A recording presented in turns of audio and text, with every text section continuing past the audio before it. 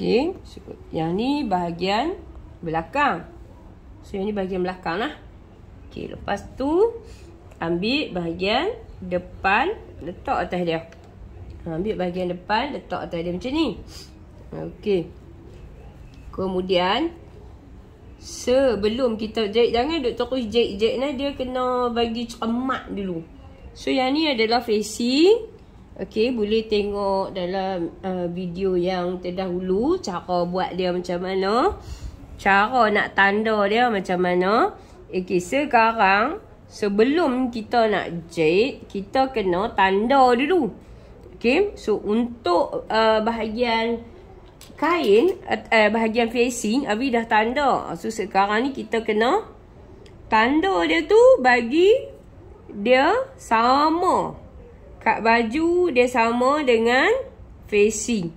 Sebab kalau perempuan buat facing, buat setengah, sat lagi dekat baju pergi buat suku, bila kita nak cantum dia tak masuk, dia tak padan. Lagu tu. So benda ni dia kena ambil berat lah. Bila orang kata apa, apa sebab saya buat tak boleh? Pasal apa saya buat tak boleh? Pasal apa orang lain buat boleh? So dia mesti ada benda yang kita buat tak kena. Okay. So yang ni Abi tunjuk sebab yang follow Abi ramai newbie kan. Tapi kalau Abi sendiri pun kadang-kadang Abi memang garis juga. Untuk orang kata apa, untuk kita buat kerja tu kita rasa lebih yakin. Okay. Kalau kain yang macam keras sikit ke apa ke, so Abi boleh lah. Okay. So yang tu semua pun garis je. Okay. So bila dah sudah, baru kita Bismillahirrahmanirrahim. Bismillah tu wajib. Okay. So yang ni belakang ni kita letaklah dia tu, bagi dia sama macam tu. Okay, kita letak dulu kat tapak. Lepas tu kita tengoklah kat sini. Kadang-kadang kita potong dia sama, tapi tiba-tiba dia jadi macam tu kan. So yang mana kita nak bagi sama? Okay. Yang mana kita nak bagi sama, kita bagi sama kat sini. Bagi sama kat sini. Okay. So bagi sama kat sini. So ambil peniti, cucuk kat dia macam tu. Okay. Lepas tu yang ni kita bawa pergi ke sana. Bawa pergi ke sana. Yang ni Abi risaunya sebab masa jahit tepi tadi tu. Okey, lepas tu Bismillahirrahmanirrahim. Bismillah bagi kekap sikit pun tak apa. Sebab perkataan ataupun bacaan Bismillahirrahmanirrahim ni satu, bagi Abi satu ayat yang sangat membantu. Okey. Sebab kita ni kan manusia biasa. Setiap apa yang kita buat, kita kena minta pertolongan Allah, kan? So bila kita baca bismillah tu, nampak tak Abi takui je. Bila kita minta pertolongan Allah tu, so Allah tu kan dia suka hamba dia meminta-minta, merayu-rayu. Lepas tu dengan niat pula kita duk buat ni semua, kita nak cari rezeki. So Allah akan tolong kita nah. Okay, semua pun jangan risau. Okay, tengok ni, bila dah siap yang ni kan, lepas tu kan kita potong, ambil, kita kena kalih pula. Kalih bahagian belakang. Ni, yang ni belakang, yang ni bahagian belakang. Kalih dia, basi ni tolak pergi ke sana, basi tolak pergi ke belakang. Bila basi tolak pergi ke belakang, kita nak tindih dia dalam satu hun, tepi tu je. So yang ni dia panggil tindih kasih. Okay, faham kan? Tindih kasih nama dia. So buat pelan-pelan. So ada juga baju kurung, customer akan minta saya nak baju kurung tapi tindih kasih.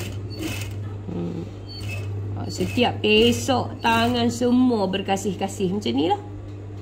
Okay, lepas tu kita terui sambung. Tak payah nak reverse apa lah. Satgi benda-benda ni semua dia nak masuk dalam basi. So bila dia nak masuk dalam basi, Kita tak payah nak reverse dia. Okay. So perempuan tengok betul-betul. Okay, bila dah sudah yang ni, kita cantum pula dengan facing. Ni part leher. Okay. Sama juga yang ni. Kita contoh ambil facing kita ni. Okay. So nak tanda bagian apa semua ni, semua dah habis, dah bubur dah dekat video tu lah. Pergilah tengok. Okay. So yang ni kita matikan. Bismillahirrahmanirrahim. Ni kena mati. Takut dia terbuka. Ujung ni pun kena mati. Okay, lepas tu kita ambil sebelah lagi pula ni. Tak kat ni. Kita kan dah jahit tepi. So nak takut apa kan. Kita dah tanda. Okay. Macam tu. Kita betul dia bagi sama.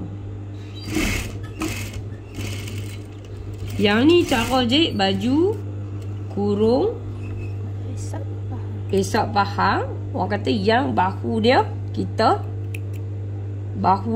turunkan 1 inci. Okay, sekarang ni kan sama juga. Okay, masa nak tindih ni tak payah duk mati-matilah. Nak dia berketui-ketui. Perempuan ikut je video ni.